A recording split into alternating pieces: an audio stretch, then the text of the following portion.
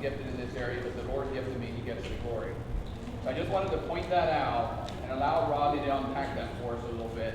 Not saying it's a negative thing, I'm just saying I think there's an opportunity there to be aware of what that is. So are we ready to engage? Yeah. Woo! All right. So picking up where we stopped,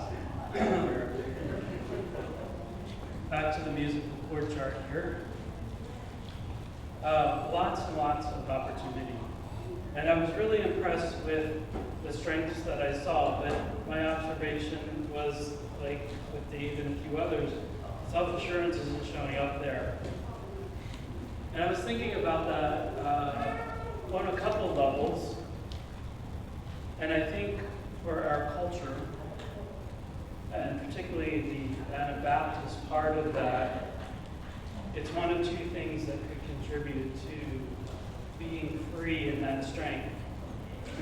I believe it's there, and it's among us, but I think it's a cautious place. And because of others' processes through your testing individually, life experiences, it just didn't show up. Actually, I don't know why it didn't show up at all. I was kind of surprised. But on the other side of that, in the work that I've done in our community in general, yes, sir. We have one back here. His name is not on the list yet. Okay, so we do have one that wasn't up there. Yeah. All right, very good. Yes, Merv. Wait, who is it? Merv. Yes. Yeah, I was told earlier when you don't know who someone is and their male, I could just say Merv because I'll probably get it right.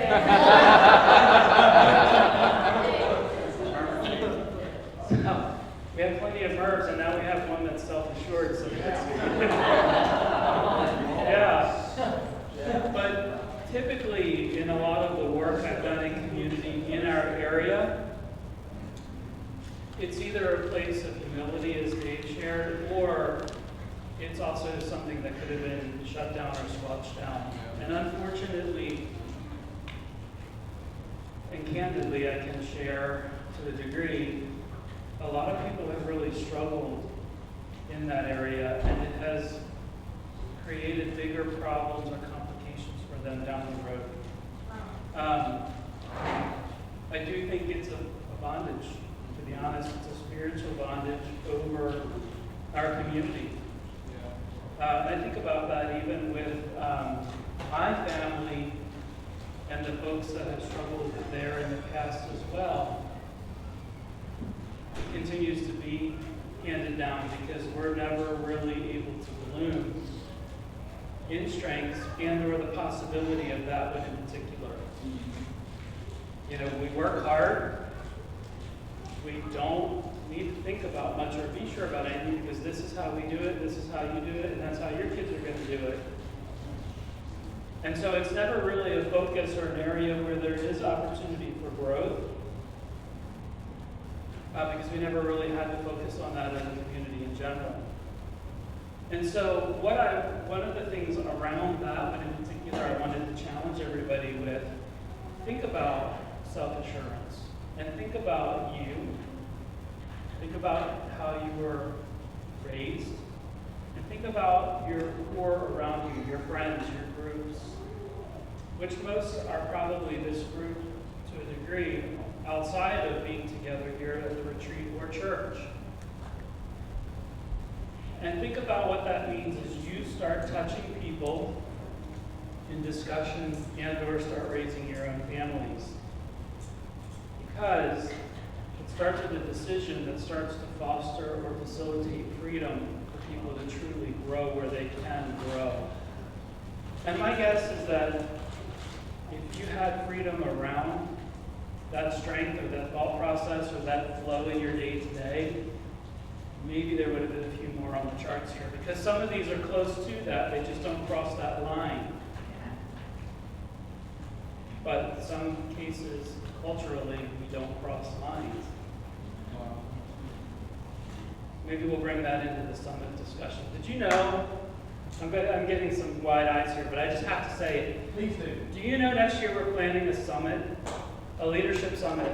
Yeah, well, And it's not just for this community, Well, it might be next year, and a few others, but we're gonna invite other churches and other organizations to send their leaders. Oh, wow. And this is your charge, guys. I want at least 500 people in that auditorium. Yeah. Okay.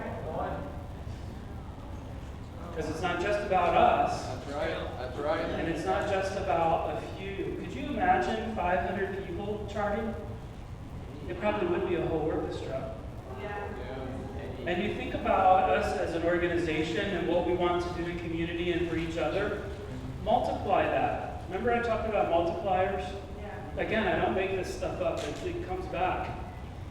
But if we can multiply efforts and leaders and groups and collectively or corporately start thinking about the same things, doing the same things, can you imagine the effect we're going to have in our communities?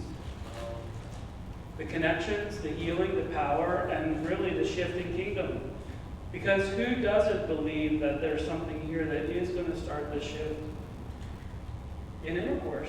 And for years, even before I met these guys, I've known that. And if I could just share for a little bit some of my nonprofit efforts, the Family Center and all of that in Gap, I was one of the founding members, great children, invested all my money into it to make that happen. And we knew then that our area was headed for a shift. And in that season, we didn't think it would be during our time of touching people. I really believed it would be probably 10 years down the road.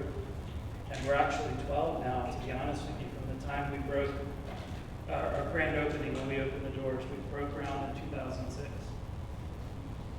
But there was a lot of focus on the Plain community and healing and work and community that needed to be done, which is exactly what you're focusing on right now in building a healthy church, a healthy outreach, and safe environment to learn and grow. So back in 2008, when we had our grand opening, I remember the Monday morning after that, I walked into the building and I sat down in a restaurant and got my coffee. The server said, "Can I get you breakfast?" And I was like, "No." I was actually sick to my stomach thinking about what had just happened and really what it meant and what we could do in the community and the kingdom moving forward. One of the things that became a very secretive process that I didn't like was Amish families and Amish teens coming and asking for help. There was a lot of things going on that were bad and wrong. Abuse, sexual abuse, drug abuse, verbal abuse, physical abuse. And I didn't see how we could tap into that anytime soon and make a difference.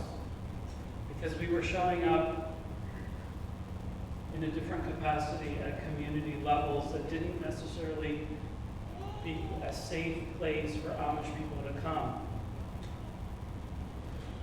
And it's actually part of self-assurance. So, community work started, we started feeding hungry, we were tutoring people, we were getting counseling, all kinds of things. But this was still something that was broken and very important at the core of what we needed to do. And we had people who had strengths to do it. We didn't have permission to move in the community and serve. And so quietly, some things started to happen because they needed to. When it came down to a person that I knew was willing to end her life because there wasn't hope, I was thinking that's pretty sad and stupid. Because I didn't feel like I had what I needed to help her because of the whole community and the bondage of secrecy and that everything would be kept quiet or managed on its own. Not being very transparent, and I'll come back to what this is here. It wasn't long until we actually had an opportunity and had somebody from each church district in the Amish community come to us and started having meetings in the conference room about how and when we can start really helping people because there was something really wrong. And during those conversations and at the wrap-up where good things were starting to become available because it was the right thing to do, Dave came into my world, and then shortly after, Stephen and Arlen, which is probably why I really believed in the work here and the importance of having people ready and equipped to do this kingdom work in the community. Because I already knew for a long time what it felt like coming out of it. And it hasn't been bumpy, and it still isn't fair that it is what it is in my family circumstance. But I make the best of it. But knowing that we need to be able to do more, and we need to equip people and help them grow and be sure of who they are and what they can do and what's responsible, was very important on a lot of levels. And so as those opportunities came, and as this opportunity came through friendships and relationships, it became even more important that the people who want to get behind this work understand who they are, what God has given to them and equipped them to take and grow and use to make a difference in communities and kingdom. And so fast forward to 5.5 years ago, when I was sitting at a table in Dave's house with these 3 young men. I'm sure when I left they thought that I was just totally crazy. But I really believed in, you were starting to feel and hear God asked you, He called you to do something very specific. And particularly for the 3 of you, you have different strengths and gifts that thankfully aren't the same. Because as we were talking at the break, if it would just be Stephen, Arlen, Dave, and I on here, there'd be some fuss over here, probably too much fuss over there, and nothing could happen that would feel good and get something effective done. Because we could plow and run people over and run to processes or timelines, but if we don't have the people equipped and believing and sure of who they are in that, it won't move or keep growing or actually accomplish something that's bigger than what we are in the kingdom and in the spiritual. And through that growth period, and this is really what I want to focus on with us right now, we had a lot to work on individually. And it wasn't easy. Was it easy, guys? Did it feel good? Did it sometimes feel offensive? And you can be transparent with it. Because borders had to be crossed and conversations needed to happen that opened up possibilities of growth, kerning, and then opportunity. Because God can give us a vision and give us prompts and start moving us to help make a difference and a shift in the kingdom. It's what He does, and we need to respond. That's why we have people that bring the Word. That's why we have the Bible that we can go back to and read and learn that we're not the first ones going through anything like this. Wow. We're the first ones in 2020. For my church, we kicked off the year. I actually just this past Sunday told them the first Sunday in the new year. We were all excited. We were going to have 2020 vision. We were going to get work done. We were going to do this. We were going to do that. And we sat home for 3 months. But we still got things done. And that looked different in communities. And it made an impact on this organization. We were starting to move forward with some things and really had an aggressive plan and aspirations that would make this feel different than even what it is today.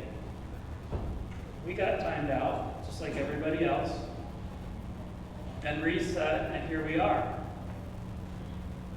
But during that time, we still got things done, and we've asked ourselves questions. And I know for me, through that time, I had to really evaluate where I fell in this, because my strengths didn't map up with being home all the time. And for my business, it didn't work. Up until then, I was flying all over the country, actually all over the world, to do the work that I needed to do so that our people had things to do, people to serve, and our clients' needs were being met. I had to find a new way to do that. And I'm an old guy, and I try very hard not to be techie. In fact, people are like, oh, you know this, you know that. I really don't. I have people that work for me that do. We have a tech company, and they do well in that. But then all of a sudden, I had to learn how to do Zoom meetings, FaceTime meetings, Skype meetings, Microsoft Teams meetings. I don't even know whatever else. We had forums and webinars that needed to be done, and I couldn't go to the studio to do them. So now I have this studio in my house that I had to figure out after they came and set it up and make it work. And all of a sudden we had new opportunities to do different things. And then I was connecting with other organizations in the country that I just couldn't get to otherwise because I didn't have time. Now I had time because I wasn't losing 2 days in travel to get there and help them. So it actually stretched me, and it stretched all of us to figure out a way to do what we need to do. The reality is I can do more today because I had to go through that process and learn. When we were starting this organization, I think we can do more today because we had to go through a process to learn to work together. Who are we?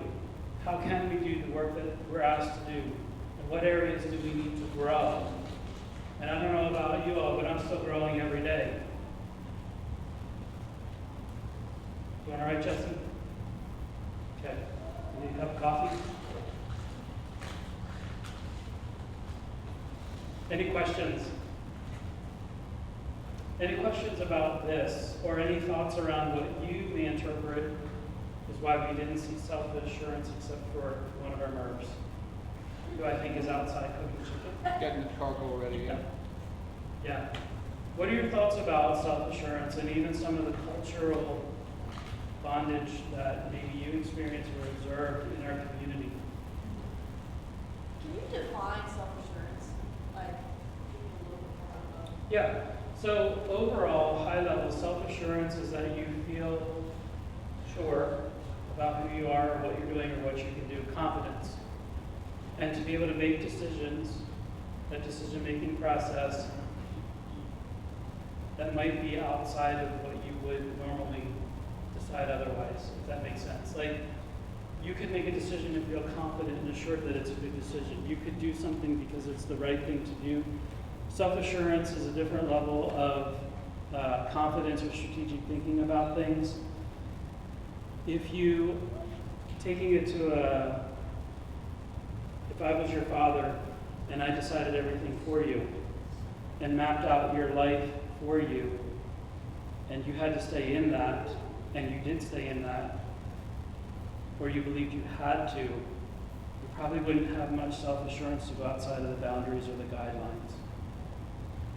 And then when it comes to this type of community work, volunteering, church, community, even work itself, you might second guess yourself versus being able to make a good decision and go with it. And for the branch community, we have values, vision, and mission. We're wanting to equip all of you to understand who you are, who we are in that work, that in real time as you're serving, leading groups, helping people, showing up and doing ministry, you can make good decisions in the framework of who we are in your own personal BVM.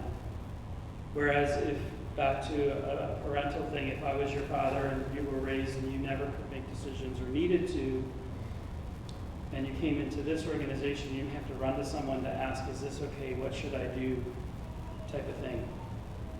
It kind of squelches you when you're in that capacity or in a vacuum where you can't make decisions or know where you need to go. Does that help you understand? Any other questions or thoughts around that? Yes, sir. Self-assurance is also, to me, not really worried about. You're not really worried about what other people think. You know it's your decision. You think it's the right decision. You don't really worry about what other people think. It's all right. You have a level of confidence. Well, I can kind of attest to what you're saying as far as you're raising the culture, this is how you do things. And I stepped away from that, knowing that I don't want to disappoint those people, but knowing that this is not the right thing for me, it's that I can't worry about what they think. That's right. Does that make sense? Yeah, you're growing. And to build on that, I can be a little transparent too. Coming out of my family, I would say by the time I was 10, I respected my family and my culture, but I was over it because for whatever reason I started to yearn for a little bit more. And I would say by the time I was 14, 15, I was already trying to figure out how do I honor and move away without burning bridges, but yet be who I felt like I was starting to be called to be. Like I was the one who would ask questions, and I just wasn't satisfied with because I said so, or that's how we always did it, or that's what Grandpa said. Okay, so what?